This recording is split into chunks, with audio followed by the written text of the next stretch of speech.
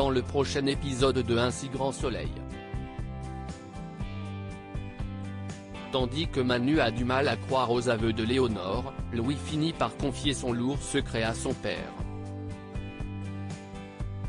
En parallèle, Hakim prend Angel en filature, et Charles se montre de bons conseils. Attention, les paragraphes qui suivent contiennent des spoilers sur l'épisode d'Un si grand soleil diffusé demain soir sur France 2. Si vous ne voulez rien savoir, ne lisez pas ce qui suit. Mardi 30 août dans Un si grand soleil. Louis avoue tout à Marc. Léonore s'est accusée du meurtre de Myriam pour protéger Louis, qu'elle pense coupable. En interrogatoire, elle prétend que Myriam était au courant qu'elle se cachait derrière le mail anonyme qui a poussé Jacques au suicide. Elle ajoute qu'elle était certaine que Myriam allait tout répéter à Marc et à Louis. Yann lui demande pourquoi elle a envoyé ce mail sachant les dégâts qu'il pouvait provoquer. Léonore répond qu'elle a appris que Marc et Myriam voulaient avoir un enfant et que cela l'a rendue folle. La mère de Louis explique ensuite qu'elle s'est rendue dans l'appartement de Marc pour subtiliser les clés de Myriam et faire un double. Puis ajoute qu'elle a jeté les crèmes volées dans la rue. Bien qu'elle ne sache plus trop où. Les deux flics constatent alors qu'elle oublie beaucoup de choses, ce qui ne manque pas d'agacer Léonore.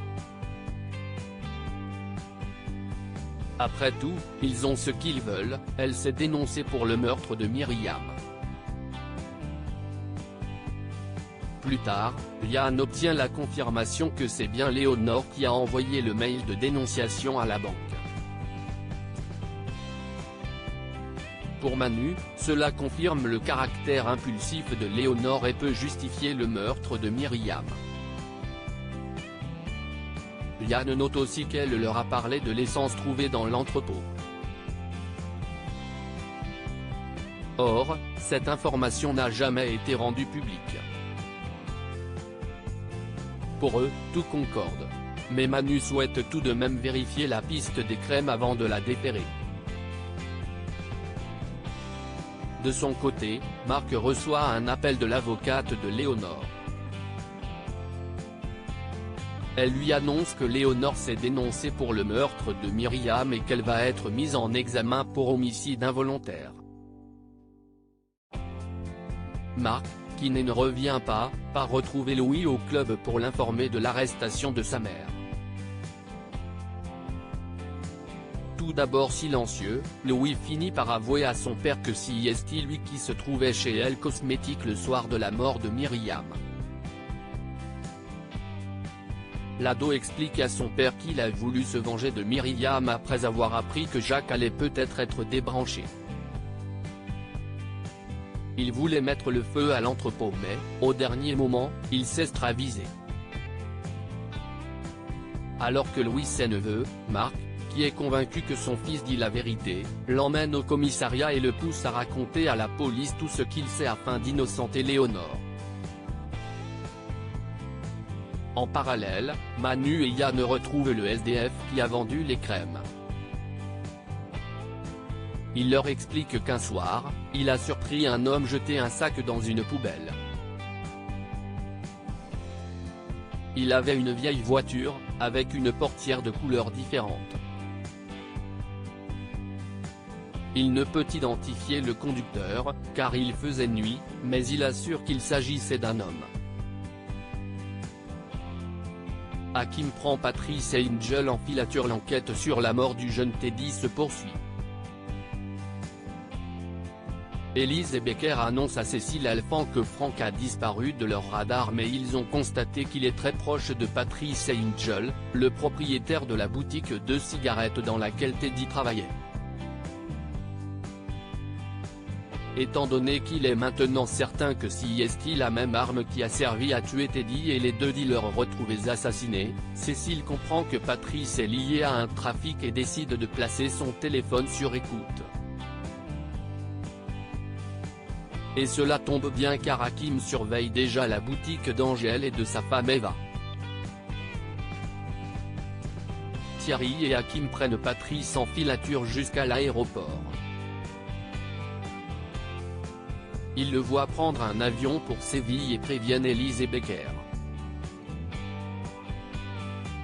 Puisqu'un arrivage de cannabis en provenance d'Espagne doit bientôt arriver, la police en déduit que Patrice part rencontrer un fournisseur.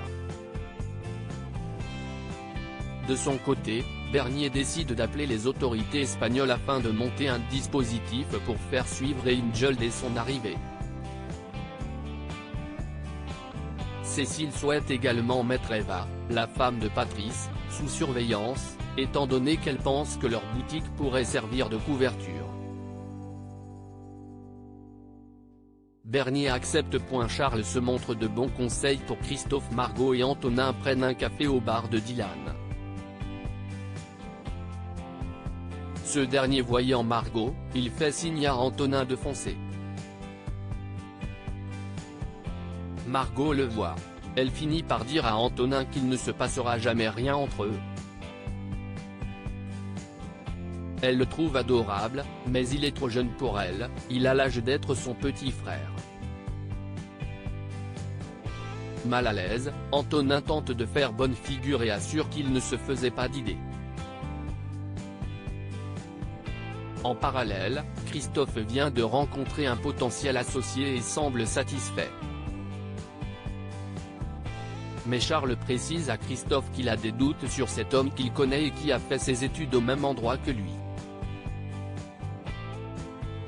Selon lui, il n'est pas clair, il a en effet été soupçonné d'avoir volé 30 000 € dans la caisse du BDE.